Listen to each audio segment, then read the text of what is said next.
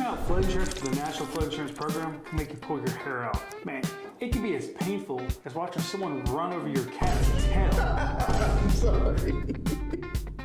So today we're breaking it down, some of these questions for you, and hoping that we give you the answer you're looking for. But look, we can't answer everything in this video. So make sure to share, subscribe, and like the channel below. You can continue to get more information on topics about the National Flood Insurance Program that we discuss here at the Flood Insurance Guru. So let's get started. Okay, Chris, so I want to take a minute to focus on risk rating 2.0 and how those premiums are calculated. Our first question here is, how is my flood risk calculated under risk rating 2.0 if I have a crawl space? So at risk rating 2.0, we threw a few things out the window, common sense being one of them. Mitigation is completely out the window, it feels like sometimes. Flood zones are no longer determining rates, which that's a good thing, you know? Who would think that water would stop an imaginary line? I mean, remember, floods are like in-laws. They show up at your door at the worst times and uninvited, and they have no boundaries. So when we're looking at this, for the crawl space, you have to understand that we're really looking at replacement cost, we're looking at the first floor height, we're looking at, that's elevation, distance to water, the type of flooding frequency, and all this is going into like a pool right here like this, and it's building that risk. Now, unfortunately, the National Flood Insurance Program does not tell us exactly what makes up what, but after quoting thousands of policies through the National Flood Insurance Program, I can tell you what we see here at the Flood Insurance Guru is some of the biggest rating factors, and that is replacement cost of a property, the elevation of a property, and the distance to a floodway. Okay. Our second question is, how does the new building replacement cost value affect my price? Hey, it can have a big impact on your price now, because I'll give you an example. We had a commercial building that someone had put $500,000 on a quote. You know, it's the max coverage that they offer. The building really had a $2 million replacement cost. So 2 weeks later, FEMA sends them a letter with a premium difference of $2,000. This is why, especially on the commercial side, it's so important to provide your replacement cost estimator on the front end, so you don't cause a nice little surprise for your insured when they get a $2,000 bill in the mail, because you didn't put the right information up front. So you gotta make sure you're putting that in. On the residential side though, the good news is FEMA automatically calculates it, but it doesn't mean that's right. You wanna look at square footage. You know, what we use at the Flood Insurance Guru typically on average is $175 to $200 a square foot, and we're looking at all the things on the inside and determining that replacement cost estimator. Okay. Our next question is, how does FEMA account for different types of flooding and new price terms? So we're still into some risk rating 2.0, but different types of flooding they're looking at are like coastal flooding, river flooding, flash flooding. You know, we see a lot of flash flooding across the country right now. And they're looking at those different. For example, what's called velocity zones, V zones. These are coastal areas, like right along the beach, usually first couple blocks. Those may be rated kind of differently than an area that has a lot of flash flooding. You know, for example, in Houston, you may see rates really high because of the frequency of flooding there. As flooding continues to pick up across the country in some of these different areas, for example, Birmingham, Alabama, ended up having 3 big floods in a 5-year period. That could have a big impact on it. Okay. Our fourth question is, what flood data does FEMA use and how can I verify it myself? So FEMA uses a lot of different flood data with this new risk rating 2.0 methodology, they called it. As I said, they're no longer using flood zones. They're using, for example, their own elevation numbers. So one way you can verify it, and the best way that we still tell people to verify it, is using an elevation certificate. Now look, historically, if a property was a pre-firm property, you know what a pre-firm property is, Jacob? I do not know what a pre-firm property is. So that is a property that firm stands for flood insurance rate map. Typically the first flood insurance rate maps were in the early 80s. So if your house was built before that, it was called pre-firm.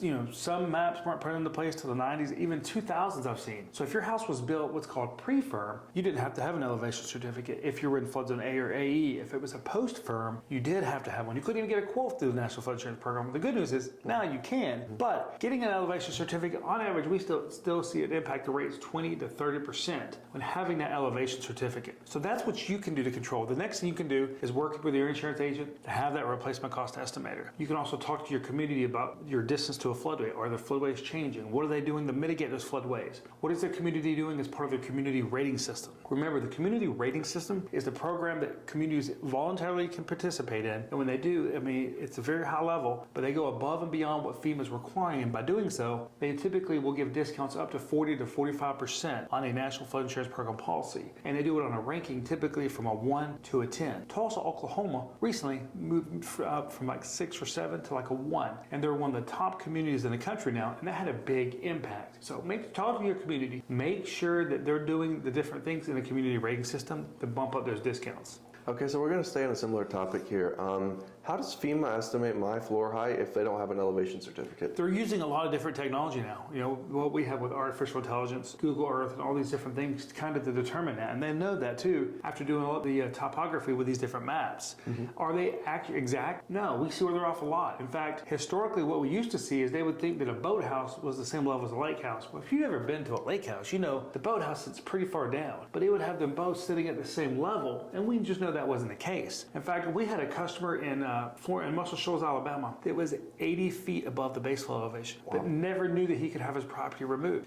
And once he got an elevation certificate, we helped him get his property removed, significantly increasing his property value. That's exactly what I did on my own property more than a decade ago. I was in a flood zone. I was a pre-firm property that had been placed into a flood zone later on, and the elevation certificate showed otherwise, and I was able to get my property removed, having a major impact on my property value. Okay. And so our last question in this section is, how do community discounts apply now, including for areas outside of flood zones? So the community rating system actually really just typically applies in these special flood hazard areas. These communities typically are not doing that voluntary program except in the required areas. You know, what they're trying to do is really keep the low risk areas low risk, of course, and one of the biggest things that contributes to that is land development. Land development is what causes a lot of these flood zones, because if you think about land development, when you develop land, you go from a 90% saturation rate before it was developed to a 10%. Well, that water has to end up somewhere, and it's ending up typically in lower lying areas. Asphalt, cement have a major impact on flash flooding now for that reason. Okay, so I want to take a minute to move over into a separate idea. Let's talk about coverage rules and claims. So our next question here says, what counts as substantial damage and who decides what it is? So an adjuster comes out to determine your damage, but you have something on your policy called loss avoidance. What this is saying, hey, we're going to give you up to $1,000, and this is proactive to cover things like sandbags, relocating your personal property to a higher ground. They will cover up to $1,000, minimum labor, those kind, materials, those kinds of things. And so anything over $1,000 is that's what they're looking for when they look at claims typically. What they consider to be a major claim, though, if you look at the repetitive loss, severe repetitive loss rules, typically looking at about over $5,000 to $10,000, or more than 50% of the market value, which is what hits the substantial damage list. Our next question here is, what is repetitive damage and how does that affect my claims? So repetitive is kind of like severe repetitive. Repetitive typically is 2 or more claims in a 10-year period. It might be 3. I might be wrong there. Don't hold me to it. But typically, think about this, 2 or more claims in a 10-year period. And because of that, most private companies aren't willing to touch it. Because of that, you may have to go through a certain program with the National Flood Insurance Program. You may even have to go through NFIP Direct, which means to have a special rating program. Now, the good news is with risk rating 2.0, you kind of get a get out of jail free card, because these claims are no longer having an impact on you until you start having them again, post risk rating 2.0. Once you start doing that, they start using claims variable to determine some of the renewals. We're not real sure what's that's doing yet. We don't have enough data yet, because we haven't seen enough people that have more than 2 claims post 2021 yet. Okay, so our 9th question says, how does FEMA calculate replacement value for older homes? Really the same way that they're looking at new home. I mean, they're looking at square footage, they're looking at all these different factors they have on a house. It's not just square footage, it's foundation type. If something has a basement, how much stories it is, what's it cost in that area to replace that house right now? For example, is it $150 a square foot in California, but it's really $225 in New Jersey? So they're looking at a lot of different factors here in determining this. And this is why having that replacement cost estimate that you can provide, or an appraisal that you can provide to make sure that's accurate, can make sure that your flood insurance with the National Flood Insurance Program is accurate. Okay, so how is coverage different for a rental home versus a home you actually live in? So sadly, with the National Flood Insurance Program, you're actually being charged more for rental property. It's something called the Home Insurance Affordability Surcharge Act, or Flood Insurance Act. And what it does is it adds an additional $225 surcharge onto a property if it's not primary. So whether it's a rental property or secondary property for you, you're going to pay that additional $225. Typically, with most private companies, you're not paying that additional $225. Okay. Next here we have, what happens if my lender buys flood insurance for me without me knowing? So this actually falls under their mortgage portfolio protection program, and this means that mortgage companies are required to insure certain properties. So if you do not carry flood insurance as a homeowner, then they have to force place it, just like home insurance. In doing this though, they typically can go through that program. Maybe it's a private program they have that they've put in place. And what we find is that on average, we see that this mortgage insurance is typically almost 300% more than what you could get on your own. So you want to pay attention to that. In fact, I just spoke to a homeowner yesterday that was going to be charged $2,500 a year for what should have been a $400 policy, and they're only going to cover the loan amount. They're not going to cover replacement costs, and they're not going to typically cover contents. Okay. Our last question in this section says, first of all, can you tell me what is an ICC claim? ICC is increased cost of compliance. Okay. So you have a policy with the National Flood Insurance Program up to $250,000. Then you have increased cost of compliance, which means you're bringing your building up to code. This means that if my house is substantially damaged and I have a basement, I may have to fill that basement in to reach today's code or base flood elevation. It'll pay up to $30,000 as long as I have not maxed out the coverage. If I've maxed out the $250,000, I'm not getting that $30,000.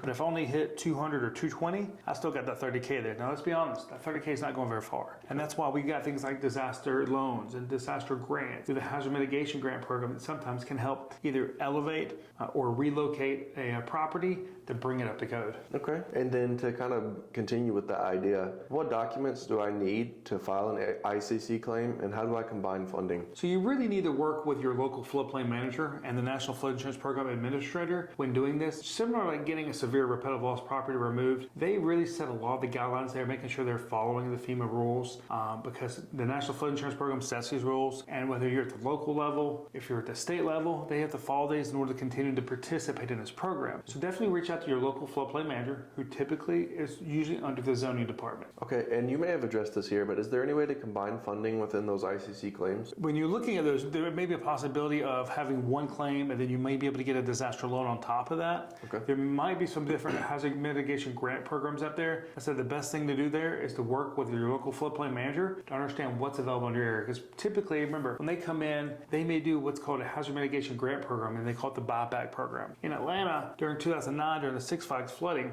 they came in and they bought these properties and gave them fair market value. And when they do this, they tear the property down, they turn it into green space. Recently, we saw this happen in Pelham, Alabama. The problem is it was with townhouses and everybody could not come to an agreement. So the buyback program did not go through, even though this property floods almost every year. And this is just one example of what the hazard mitigation grant program sometimes is used for. And what happens is the federal government comes in with 75% funding, and then the local government, state government, has to make up the other 25%. Then they determine which properties they're going to do the buyback program on. So unfortunately, typically it can get very political. Okay. Our last section here is just two questions, but we're going to focus on future trends and kind of preparing for that. The first question we have is, how does FEMA include climate change and sea level rise into premiums? Climate change is playing a big role. Sea levels are rising all the time. In fact, I think I saw recently in the last 50 years, it's risen almost a foot. By doing that, we've got base flood elevations changing. We've got flooding levels changing. So it's not so much that FEMA's looking at climate change, because historically they didn't have climate change and all these things built in. But with their new flood risk modeling, they're looking at the type of flooding and flooding frequency. And with climate change and even cloud seeding, which you're injecting chemicals in the clouds to produce precipitation in certain areas that don't normally have it, this can all play a role in how they're determining this, but they're not just throwing in climate change. So climate change has been happening since the days of the dinosaurs. You can say global warming, whatever. We know weather patterns are changing, they always have. It just seems they're changing much quicker these days. Okay. For our final question we have, what could happen to the NFIP in the future, and how should I prepare? We're not real sure what could happen with NFIP, especially here in 2025, as they've talked about shutting down FEMA and doing away with FEMA. Well, what would happen with the National Flood Insurance Program? Look, a majority of those policies could be written by private, but unfortunately, most private companies are not willing to take on those super high risk areas. So you've got to find another way with those. Resiliency in these areas, not rebuilding after a hurricane right on the water without mitigating. We've got to consider things like this, like potentially relocating from these areas and turn these areas into green space. So it'll be really interesting to see what happens with the National Flood Insurance Program in the next 20 years. Because remember, historically in the 60s, it was set up because people's properties kept flooding on the Mississippi and the Missouri River, and they needed some kind of funding. It's also the same reason why they put the 30-day wait period in place. So people just didn't buy it right when the storm was coming and they'd cancel it. It's one of the reasons why you typically can't cancel a flood insurance policy except at renewal. Okay, well that's all I have today, Chris. I want to say thank you for joining us today. Make sure to share, subscribe, and like the channel below, and we look forward to speaking to you in our next video.